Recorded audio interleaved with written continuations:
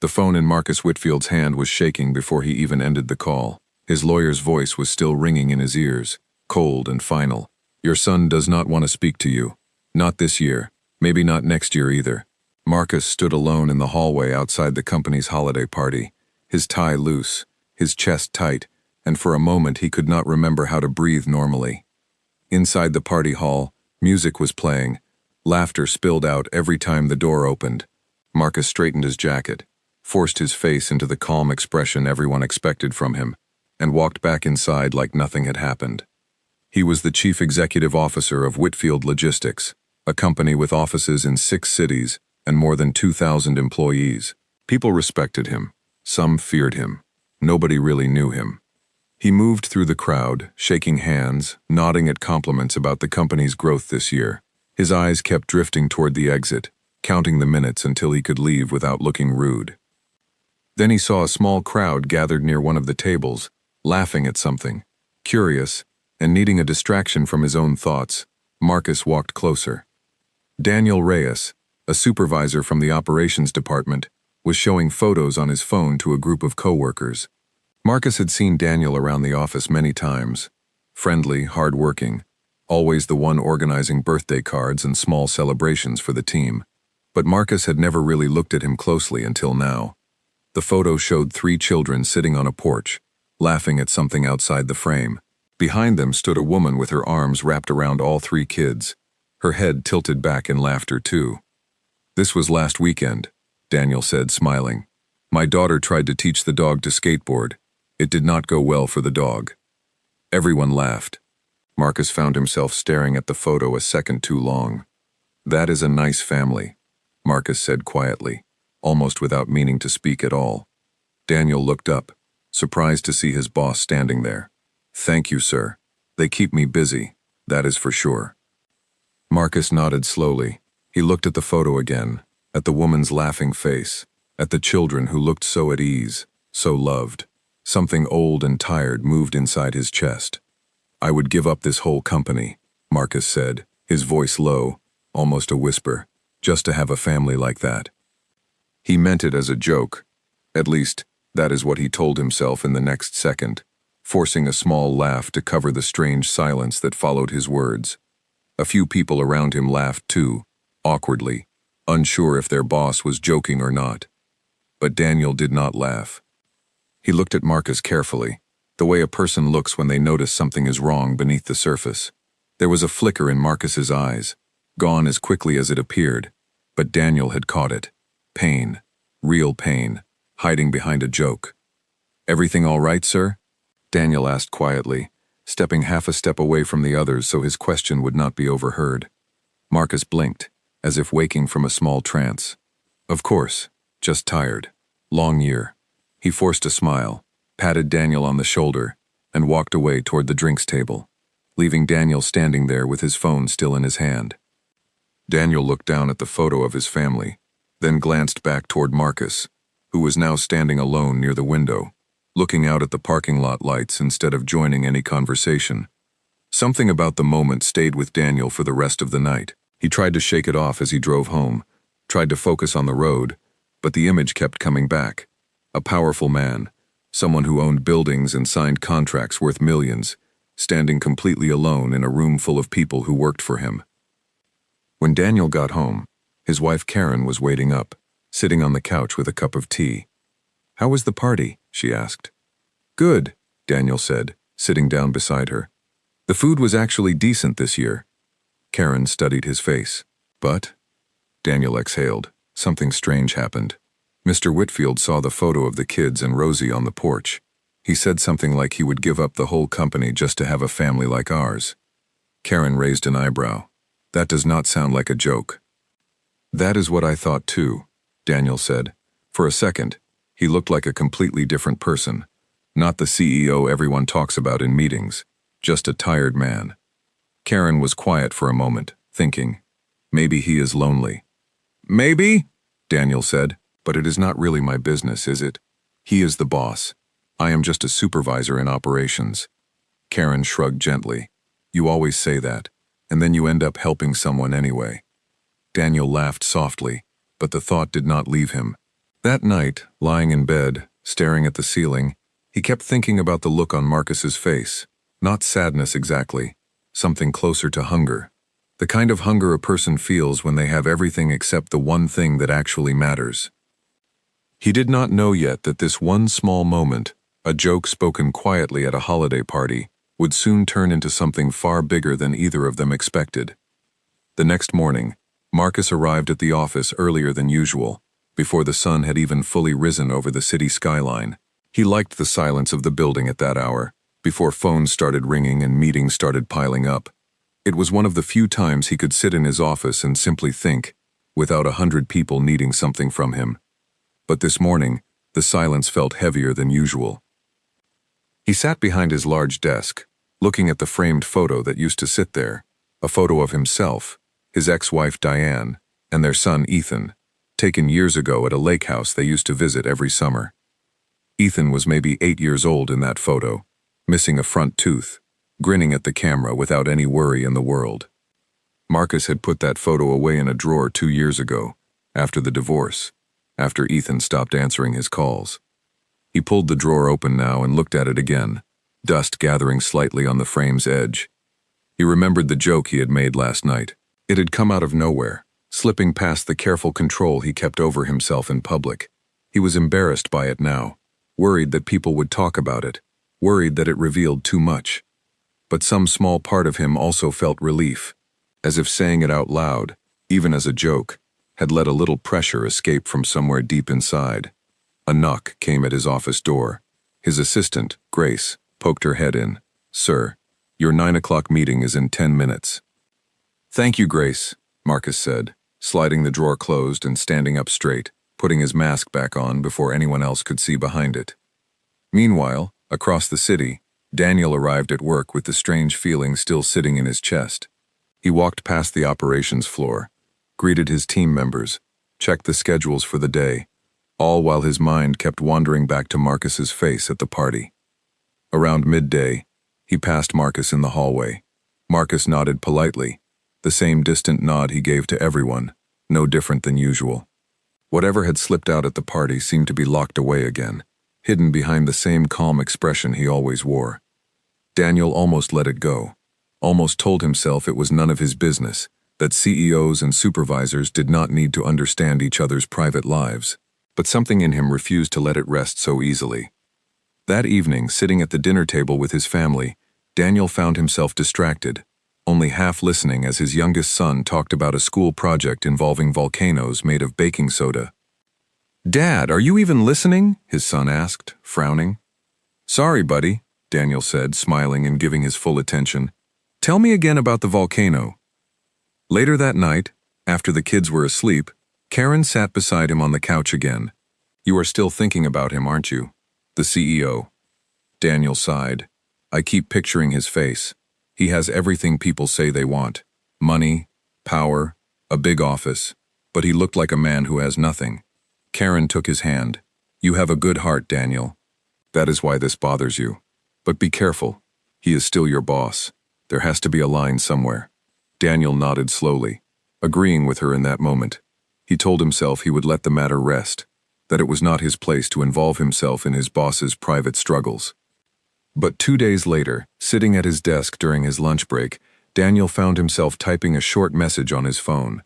Nothing dramatic, nothing that crossed any lines, just a simple, kind message, the kind he might send to any coworker who seemed to be having a hard time. "Hope you are doing okay, sir. If you ever need anything, my door is open." He stared at the message for a long moment, his thumb hovering over the send button, unsure if it was a mistake. Then, before he could talk himself out of it, he pressed send. 2 floors above him, in a large office with a view of the entire city, Marcus's phone buzzed quietly on his desk. He glanced at it between signing a stack of documents, expecting another email about quarterly numbers, or a message from his lawyer about the ongoing situation with Ethan. Instead, he saw Daniel's name and the simple, unexpected message. Marcus sat back slowly in his chair, the pen still in his hand, forgotten. He read the message twice, then a third time, as if trying to find some hidden meaning or hidden request behind it. But there was none. No mention of a promotion, No complaint about work, no request for anything at all. Just a simple check on his well-being from someone who worked several levels below him in the company. For the first time in longer than he could remember, Marcus did not know exactly how to respond. Every message he received during the day had a purpose, a request, an agenda hidden somewhere inside it. This one had none of that. It was simply kindness, offered without any expectation of return. He set the phone down on his desk without replying, staring out the window at the city below, the same tired hunger from the party night quietly stirring inside his chest once again. Neither Marcus nor Daniel could have guessed, in that quiet moment, how far this small exchange would eventually carry them both, or how much it would change in the months ahead. Marcus did not reply to the message that night. He told himself he was busy, that there were more important things demanding his attention. But the truth was simpler than that. He did not know how to respond to kindness that asked for nothing in return. It had been so long since anyone had spoken to him without wanting something that he had almost forgotten what it felt like. He went home that evening to a house that felt bigger and emptier every year. 5 bedrooms, a large kitchen with marble countertops, a swimming pool in the backyard that nobody used anymore. He walked through the quiet rooms, turning on lights out of habit rather than need, and finally settled into the study, a room lined with books he rarely had time to read. On the desk sat his laptop, and beside it, a small stack of old photographs he had pulled out weeks ago and never put away. He picked them up one by one. Ethan on his first day of school, missing his front teeth and grinning proudly at his new backpack. A family trip to the mountains. Diane laughing at something outside the frame. Ethan's 10th birthday. A chocolate cake with too many candles. Wax dripping onto the frosting. Marcus set the photos down and rubbed his eyes. He remembered the years that followed those photographs. The years when the company had grown bigger and bigger, demanding more of his time, more of his attention, until there was nothing left over for anyone else. He remembered promising Diane he would slow down after the next big contract, after the next expansion, after the next quarter. There was always a next.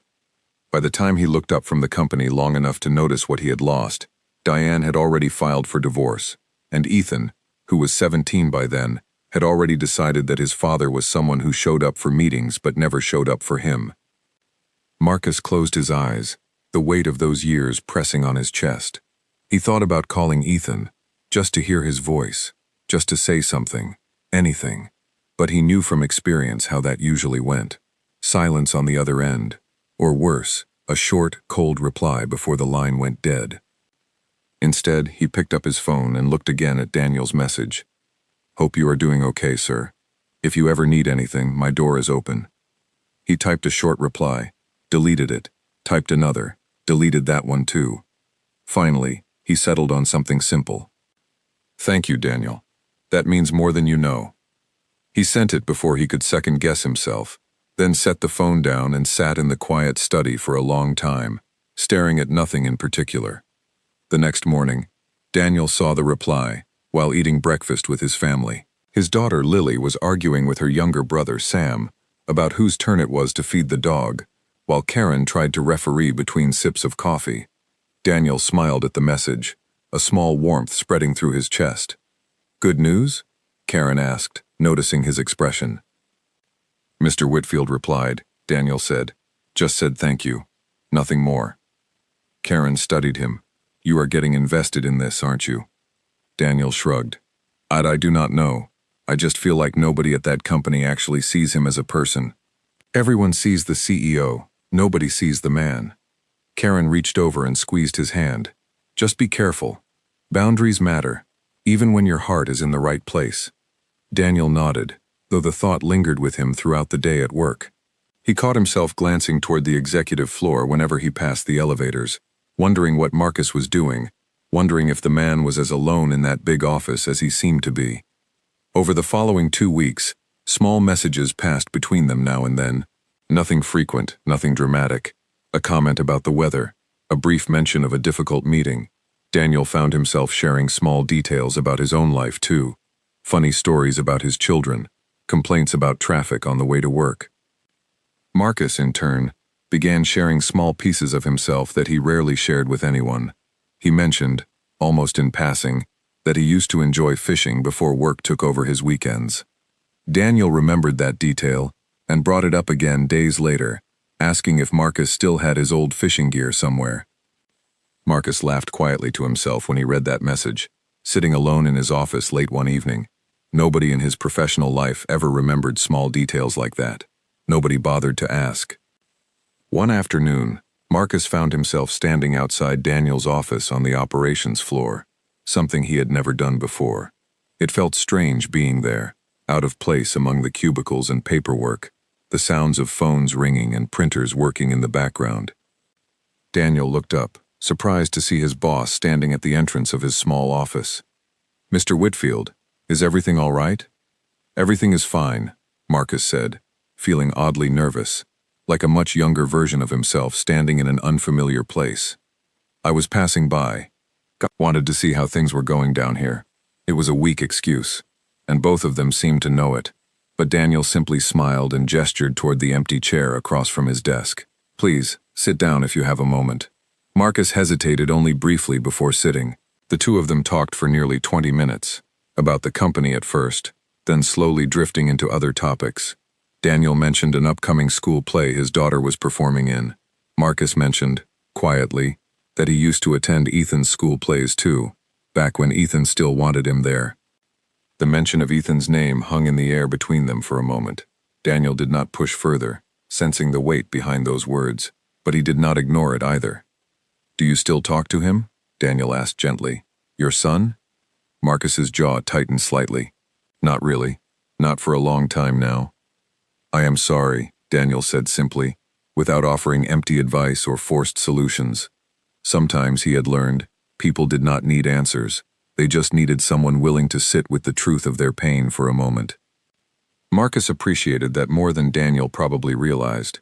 Most people in his life either avoided the topic of Ethan entirely or tried to fix it with quick, hollow suggestions. Daniel simply acknowledged the sadness of it and let it exist without trying to erase it. After that conversation, something between them shifted. The messages became a little more frequent. The conversations, when they happened in person, lasted a little longer. Marcus found himself looking forward to these small moments, in ways he had not expected. But not everyone in the company was pleased with this new development. Rumors began to spread quietly through the hallways. Some employees whispered that Daniel was trying to get close to the CEO for personal gain, hoping for a promotion or special treatment. Others speculated that Marcus was simply bored and looking for a new distraction before losing interest entirely. Daniel heard some of these whispers from coworkers who meant well, but felt the need to warn him. "Be careful," one of them said during a break in the hallway. "People are starting to talk. You do not want this to affect your reputation here." Daniel brushed off the comments outwardly, but privately, the words stung a little. He had never sought anything from Marcus beyond simple human kindness, yet now people were questioning his motives. He mentioned this to Karen one evening, sitting at the kitchen table after the children had gone to bed.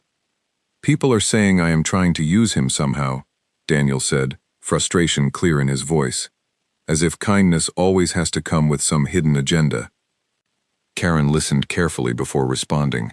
"You know your own heart, Daniel. That is what matters. Let people talk. Eventually, they will see the truth." Meanwhile, Marcus faced his own version of these whispers. Members of the board of directors, cautious and protective of the company's public image, began asking careful questions about his growing friendliness with an employee several levels below his position. "It is unusual, Marcus," one board member said during a private meeting. "People are noticing. We just want to make sure everything remains professional." Marcus felt a flash of irritation at the implication. "I am simply talking to an employee. Is that now forbidden in this company?" "Of course not," the board member said carefully. "We just want to avoid any appearance of favoritism, or worse, any misunderstanding about the nature of the relationship." Marcus left that meeting feeling frustrated and slightly embarrassed, though he refused to let it show outwardly. He wondered, briefly, if he should simply pull back from these conversations with Daniel entirely, return to the safe, professional distance he had always kept from everyone at the company. But that night, sitting alone in his large, quiet house, he thought about the warmth he had felt during that short conversation in Daniel's small office. He thought about how long it had been since anyone had simply sat with him and acknowledged his pain without trying to fix it or use it against him. He picked up his phone and sent Daniel a short message. Would it be all right if I joined your family for dinner sometime? No pressure if that feels strange. Just thought I would ask. Daniel stared at the message for a long moment after receiving it, sitting on the couch beside Karen, who noticed the surprised expression on his face. What is it? She asked. Daniel turned the phone toward her, letting her read the message herself. Karen's eyebrows rose slightly, but after a moment of thought, she nodded. Invite him, she said. Let him see what a real, ordinary family looks like. Maybe that is exactly what he needs. Daniel smiled, typing back his reply. We would love to have you. Saturday evening, if that works for you. Marcus read the reply sitting alone in his study, the old family photographs still scattered across his desk. For the first time and longer than he could remember, he felt something close to nervous excitement, the kind he had not felt in years. He picked up one of the old photographs, Ethan's gap-toothed smile staring back at him, and set it carefully back into its frame, placing it gently on the corner of his desk instead of hiding it away in the drawer once again. Saturday, he thought to himself, was still 4 days away, but for the first time in a long while, Marcus found himself looking forward to something outside the walls of his company, something that had nothing to do with contracts, meetings, or quarterly numbers. It had everything to do, instead, with a small, ordinary house filled with laughter and the quiet hope that maybe, just maybe, he could learn to feel something like belonging again.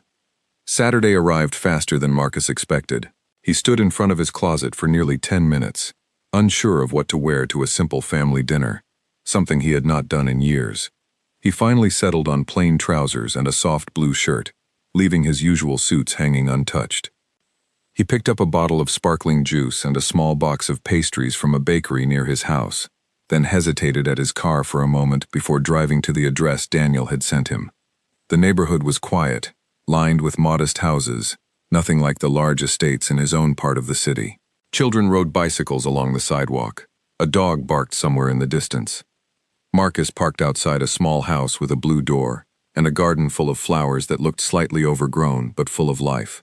He sat in the car for a moment, feeling oddly nervous, before finally stepping out and walking up to the front door. Daniel opened the door before Marcus even had the chance to knock, a wide smile on his face. You found it. Come in. Come in.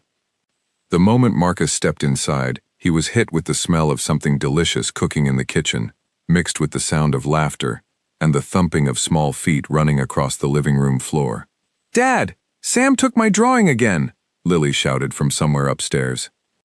Sam, give your sister back her drawing, Karen called out from the kitchen, not even looking up from the pot she was stirring. Marcus stood near the entrance, slightly overwhelmed by the noise and chaos, so different from the silence of his own house. Daniel noticed his hesitation and placed a friendly hand on his shoulder.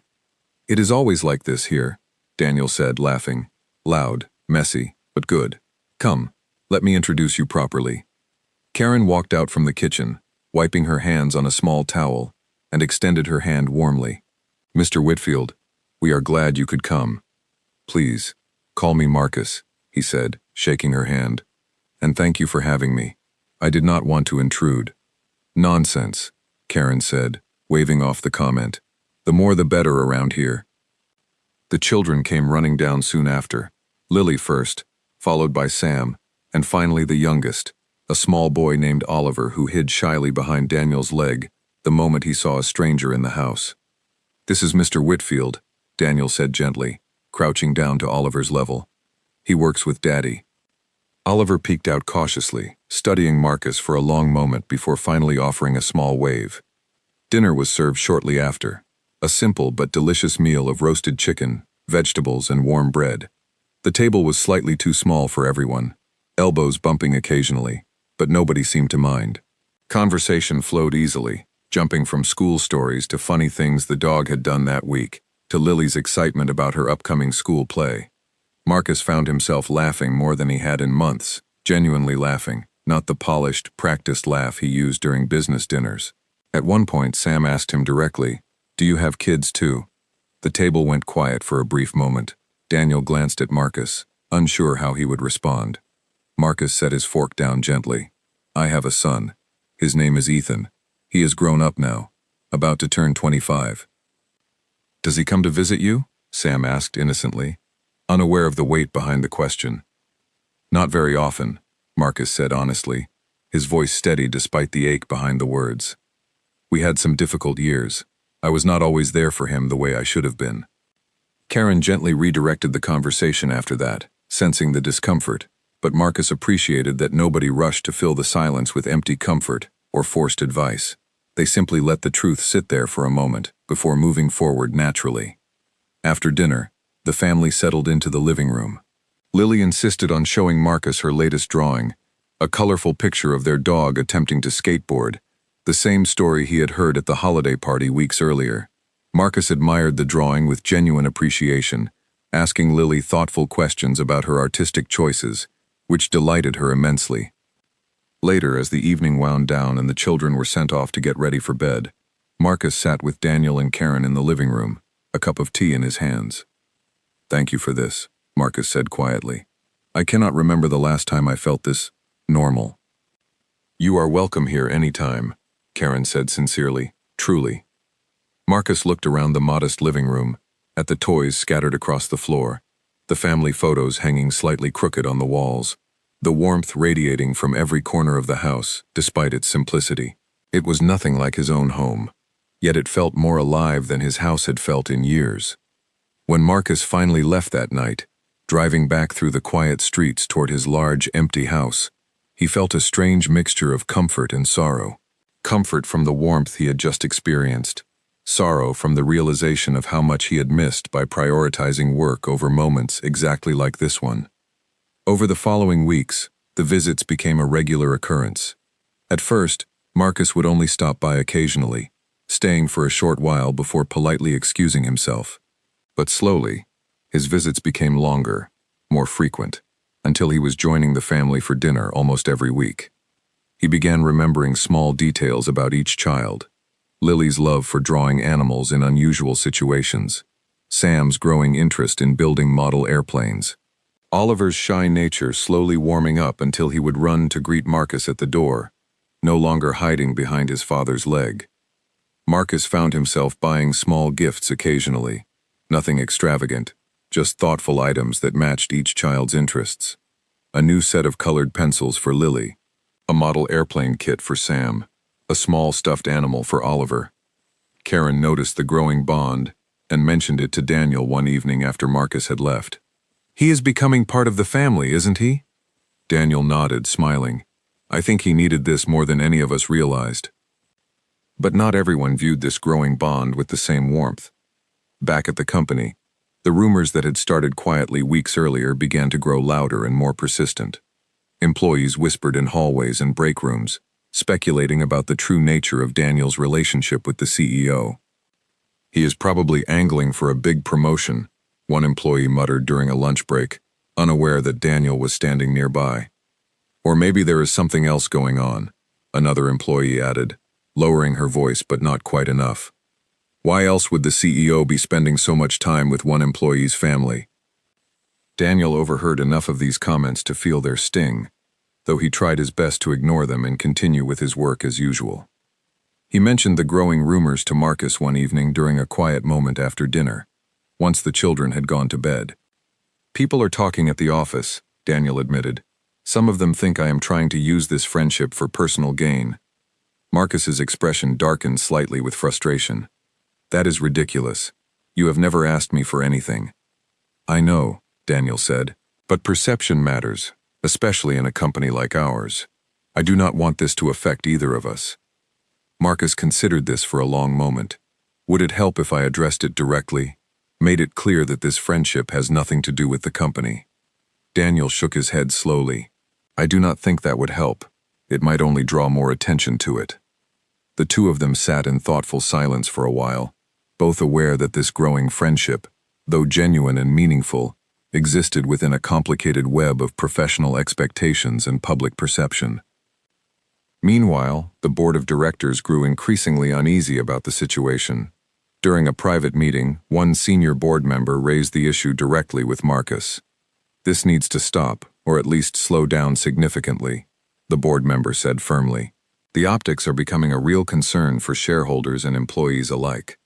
With respect, Marcus replied, his voice carefully controlled despite his growing irritation. My personal life outside of work hours is not something the board typically involves itself in. Normally that would be true, another board member interjected, but when it involves a direct employee and rumors are spreading throughout the company, it becomes a matter that affects workplace culture and company reputation. Marcus left that meeting with a heavy weight settling over his chest. He understood their concerns, even if he resented the intrusion into his personal life. He wondered, briefly, if continuing these visits was worth the growing complications they seemed to be causing.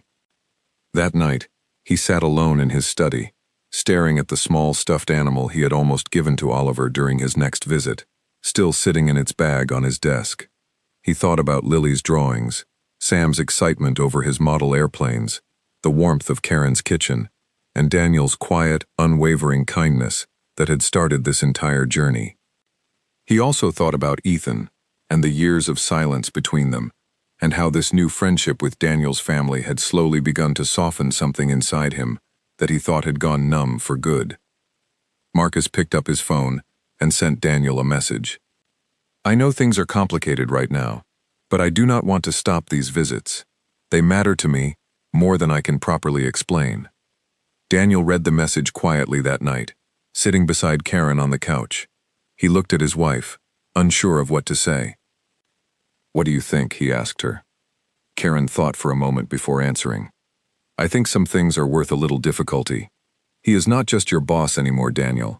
He has become something more than that. A friend, maybe even a bit like family. Daniel nodded slowly, feeling the truth in her words. He typed back his reply. We do not want to stop either. Whatever comes, we will handle it together. As the weeks continued, the visits persisted, despite the growing tension at the office. Marcus began delegating more responsibilities to his senior management team, something he had rarely done before, freeing up small pockets of time that he now protected fiercely for these evenings with Daniel's family. Slowly, almost without realizing it, Marcus began changing in small but noticeable ways. He smiled more often during company meetings. He asked employees about their families, remembering details he would have previously overlooked entirely. He even began arriving at the office slightly later than before, no longer rushing in before sunrise to fill the emptiness of his mornings with work. Some employees noticed this shift and began speaking about it in more positive terms, wondering aloud what had caused the change in their usually distant and unreachable CEO. Others remained suspicious, unable to shake off their doubts about the true nature of his growing friendship with Daniel. Through it all, Marcus continued showing up at that small house with the blue door, week after week, slowly becoming less of an occasional guest and more of a permanent, welcomed presence in the family's life. But even as this new warmth grew steadily inside him, one absence remained, sitting quietly at the edge of his heart, waiting patiently for its own moment of healing. Ethan. And though Marcus did not yet know it, the seeds of that healing had already been planted, quietly taking root within him through every laugh shared at Daniel's dinner table, every small drawing Lily proudly showed him, every shy smile Oliver now offered without hesitation. Soon, those seeds would begin to grow into something Marcus had almost given up hoping for entirely. It was a quiet Tuesday evening when Marcus finally decided to call Ethan.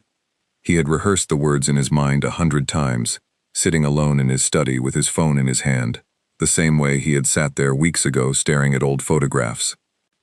The phone rang 3 times before Ethan picked up, his voice flat and guarded. Hello? Ethan, Marcus said, his throat suddenly tight. It is your father. There was a long pause on the other end. I know who it is. What do you want? Marcus closed his eyes for a moment, steadying himself. I just wanted to talk. It has been a long time. That is not really my fault, Ethan said, his voice sharp with old resentment. You made your choices a long time ago, Dad. The company always came first. Why is this any different now? It is different, Marcus said quietly. I have been thinking a lot lately, about everything I missed, about the kind of father I should have been. Thinking does not fix years of missed birthdays, Ethan said, his voice growing tighter. It does not fix the school plays you never showed up to, or the promises you broke every single time something at the company needed you more. Marcus felt each word land like a small blow, deserved and unavoidable. You are right, he admitted softly. I cannot undo any of that. I just want the chance to do better now, if you would let me. There was silence on the other end for a long moment. I need time, Dad. This is not something I can just get over because you suddenly decided to call. I understand, Marcus said, though disappointment settled heavily in his chest. Take whatever time you need. I will be here whenever you are ready. The call ended shortly after, leaving Marcus sitting alone in the quiet study, staring at the phone in his hand. It had not gone the way he had hoped, but at least the silence between them had finally been broken, even if only slightly. He mentioned the difficult call to Daniel a few days later, sitting at the family's kitchen table after dinner. It did not go well, Marcus admitted. He is still angry, rightfully so. Daniel nodded thoughtfully. These things take time, Marcus. You cannot expect years of hurt to disappear after one phone call. But at least you tried. That matters. Marcus appreciated Daniel's steady, honest support, the same quality that had first pulled him into this friendship months earlier. Yet even as Marcus continued working on rebuilding pieces of his relationship with Ethan, he began noticing something troubling in Daniel's own life. Over the following weeks, Daniel seemed increasingly distracted during their conversations. He laughed a little less easily, and Marcus noticed dark circles forming under his eyes that had not been there before. One evening, Marcus arrived for dinner and found the house unusually quiet. Karen greeted him at the door, her smile slightly strained. Is everything all right? Marcus asked carefully. Karen hesitated before answering. Oliver has not been feeling well lately. We took him to the doctor yesterday. They want to run some more tests. Marcus felt a flicker of concern. Is it serious? We do not know yet, Karen admitted. The doctors mentioned something about his blood work looking unusual. We are waiting for more results. During dinner that evening, the usual warmth and laughter felt noticeably dimmer. Oliver sat quietly at the table, picking at his food without his usual enthusiasm. Daniel kept glancing at his youngest son with poorly hidden worry etched across his face. After the children went to bed, Daniel sat with Marcus in the living room, finally allowing his exhaustion to show. I have not been sleeping much, he admitted. The medical bills are adding up too. Between the tests and the specialist visits, things are getting tight. Marcus listened carefully, remembering all the times Daniel had shown up for him without hesitation, without judgment, simply offering presence and honesty during his own difficult moments. Now, it was Marcus's turn to offer the same in return. Let me help, Marcus said gently. Daniel shook his head immediately. No, Marcus. I did not tell you this so you would feel obligated to fix it with money. That is not what our friendship is about. I know, Marcus said, and I am not offering because I feel obligated. I am offering because you are my friend, and friends show up for each other. That is what you taught me, remember? Daniel's eyes grew slightly damp, though he tried to blink it away. This is different. I do not want our friendship to become something transactional. It will not, Marcus assured him. Let me help with the medical bills, quietly, without any strings attached. And more importantly, let me simply be here, the way you have been here for me. Over the following weeks, Marcus made good on that promise. He did not simply write a check and disappear, as he might have done in the past with any other transactional matter. Instead, he made time to accompany Daniel and Karen to a few of Oliver's specialist appointments, sitting quietly in waiting rooms, offering steady support rather than empty words. During one particularly difficult afternoon, waiting for test results that would determine the next steps in Oliver's treatment, Marcus sat beside Daniel in the hospital's waiting area, both of them silent, the weight of uncertainty heavy between them. Thank you for being here, Daniel said quietly, breaking the silence. I do not think I could handle this waiting alone. You never let me feel alone, Marcus replied. It is only fair I return the favor now. Eventually, the test results came back with better news than they had feared. Oliver's condition, while requiring ongoing monitoring and a course of treatment, was manageable and not life-threatening. Relief flooded through the family, and for the first time in weeks, laughter returned fully to the small house with the blue door. During this same period, word of Marcus's transformation had slowly begun to reach Ethan through mutual acquaintances and old family friends, who still kept loose contact with both father and son. One evening, Ethan received a call from his mother, Diane, who mentioned, almost casually, that she had heard Marcus had changed significantly in recent months. He has been spending time with his employees' family, Diane mentioned. People say he seems different, more present somehow. Ethan remained skeptical, guarding his heart carefully against false hope. He had heard promises of change before, empty words that never translated into real action. Yet something about this particular change, described through multiple, unconnected sources, planted a small seed of curiosity within him. A few weeks later, Ethan reached out unexpectedly, sending a short message to his father. "I heard some things about you lately. Maybe we could talk again. Just talk, nothing more for now." Marcus stared at the message for a long moment, hardly daring to believe it was real. He typed back carefully, choosing his words with great care. "I would like that very much. Whenever you are ready." They agreed to meet the following weekend, at a quiet coffee shop neither of them had visited before, neutral ground away from old memories and old wounds. Marcus arrived early, sitting nervously at a small table near the window, watching the door with anxious anticipation. When Ethan finally walked in, Marcus barely recognized the confident young man standing before him, so different from the teenager he remembered.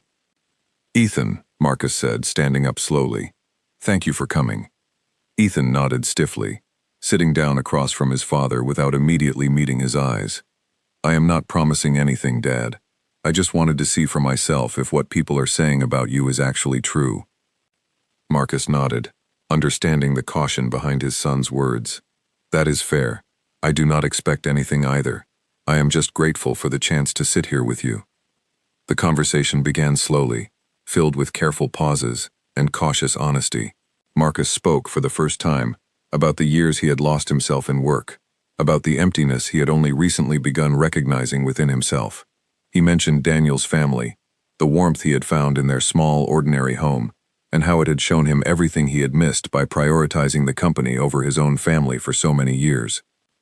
Ethan listened quietly, his guarded expression slowly softening bit by bit as his father spoke with unusual, unfamiliar vulnerability. "I am not the same person I was a year ago," Marcus said finally. "I cannot undo the years we lost, Ethan.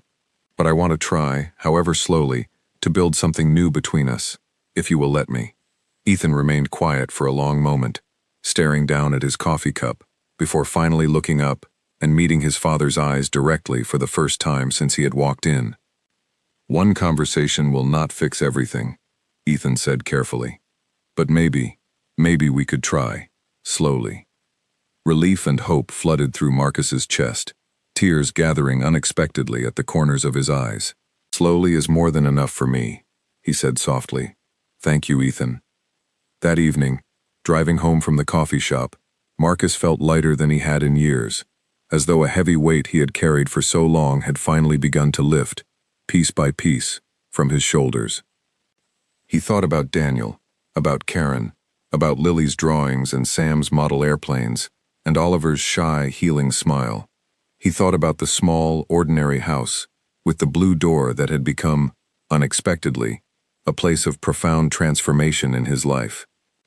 And for the first time in longer than he could remember, Marcus allowed himself to believe that maybe, just maybe, real healing was possible, not just for himself, but for the broken pieces of his family that he had once believed were lost forever. The following months brought slow, steady change, the kind that does not announce itself loudly but builds quietly, one small moment at a time. Marcus and Ethan continued meeting regularly, first at coffee shops, then eventually at Marcus's own house, where Ethan had not set foot in years. The first time Ethan walked back into that large, familiar house, he paused in the entryway, looking around at rooms that held both painful and pleasant memories tangled together. Marcus watched him carefully, unsure of what his son might feel standing there again. "It looks the same," Ethan said quietly, almost to himself. "Some things have changed," Marcus said gently. "Come, let me show you." He led Ethan into the study, where the old family photographs, once hidden away in a drawer, now sat displayed openly on the desk, and along a small shelf Marcus had cleared specifically for them. Ethan picked up the photograph from his 10th birthday, the one with too many candles on the cake, studying it silently for a long moment. "I remember this," Ethan said softly. "You were traveling for work that year. Grandma took this photo instead." Marcus nodded, guilt washing over him briefly before he pushed through it, choosing honesty over shame. "I know. I missed too many moments like this one. I cannot go back and fix that, Ethan. But I promise you, moving forward, I intend to be present in ways I never was before." Ethan set the photograph down carefully, meeting his father's eyes. "I want to believe that, Dad. I really do." "Then let me show you, rather than simply tell you," Marcus said. "Actions will mean more than any promise I could offer with words alone." True to his word, Marcus began making consistent, deliberate changes in his life. He restructured his responsibilities at the company, promoting capable members of his senior team to take on greater leadership roles, freeing himself from the constant demands that had once consumed every waking hour of his life. He began attending Ethan's weekend basketball games, standing quietly among other parents, cheering enthusiastically from the sidelines. He remembered small details Ethan mentioned in passing conversations, following up on them weeks later, showing genuine interest rather than distracted, obligatory attention. Slowly, the distance between them began closing, not completely, not without occasional awkwardness or lingering tension, but steadily, authentically, in ways that felt sustainable rather than performative. Meanwhile, Marcus's relationship with Daniel's family continued flourishing as well. He became a regular, cherished presence in their lives, attending school events alongside Daniel and Karen, cheering for Lily during her school play, helping Sam assemble his increasingly complicated model airplane collection, and watching proudly as Oliver's health steadily improved with each passing month. The children began referring to him affectionately as Uncle Marcus, a title he treasured more deeply than any professional accomplishment he had ever achieved throughout his entire career. One afternoon, Daniel mentioned casually during a quiet moment at the kitchen table, "You know, the rumors at the office have finally started dying down. People are starting to see this friendship for what it really is." Marcus smiled. "It took some time, but I am glad the truth finally caught up with the whispers." Within the company itself, subtle but meaningful changes had begun taking root as well. Marcus, having witnessed firsthand the value of genuine human connection through his friendship with Daniel's family, began encouraging similar warmth throughout the company's culture. He introduced flexible scheduling policies that allowed employees more time with their own families. He personally made efforts to learn more about his employees beyond their job titles and quarterly performance numbers. Slowly, the company's atmosphere shifted, becoming warmer, more human, less defined purely by numbers and quotas.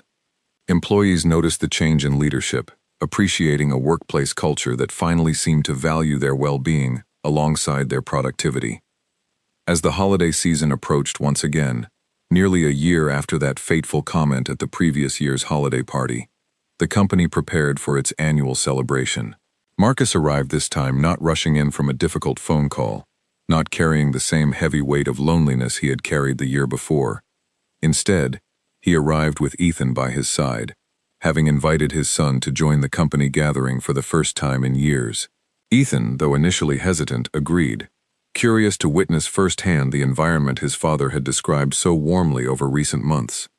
Daniel greeted them both warmly at the entrance, Karen and the children following closely behind, having been invited as honored guests to the same celebration.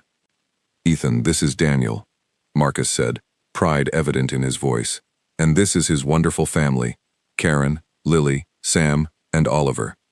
Ethan shook Daniel's hand, studying him curiously. "My father talks about you and your family constantly. It is good to finally meet you all in person." "Likewise," Daniel said warmly. "Your father speaks of you with so much pride. I am glad you could join us tonight." As the evening progressed, Marcus found himself once again standing near a small crowd, though this time, instead of watching from the outside with quiet, hidden longing, he stood fully within the circle, surrounded by laughter, warmth, and genuine connection. Lily proudly showed Ethan her latest artwork, chattering excitedly about her progress since the last school play. Sam eagerly discussed his newest model airplane project with anyone willing to listen. Oliver, now fully recovered and full of energy, ran between the adults, laughing freely, without a trace of the worry that had once clouded the family's life. At one point during the celebration, someone jokingly mentioned the story that had circulated through the company over the past year.